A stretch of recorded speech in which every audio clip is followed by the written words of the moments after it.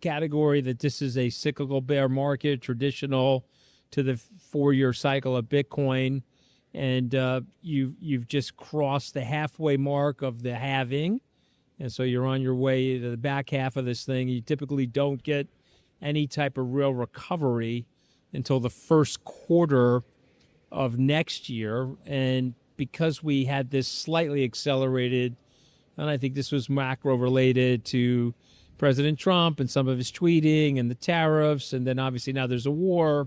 Although I would say Bitcoin's been fairly sticky during the war, over the last 5 or 6 weeks of the war, you probably won't see a recovery in Bitcoin until maybe the first month of the last quarter, right? So we're talking October, possibly November of this year. And so, people will be very down on Bitcoin. They'll be very down on the alt market, be very down on Solana. And of course, they'll be wrong because it's really just more of a cyclical thing.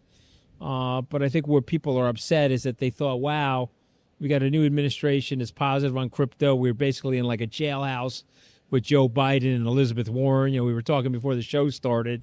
I mean, these people were brutal.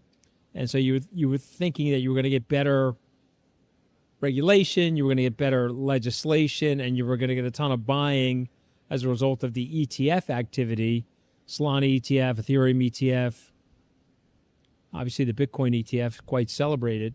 And you didn't necessarily get that, but you did not get it, meaning you're still seeing a lot of Bitcoin buying, a lot of boomers are buying Bitcoin, but it's just not enough, because you got whales that are selling into the OGs in this industry believe in the 4-year cycle.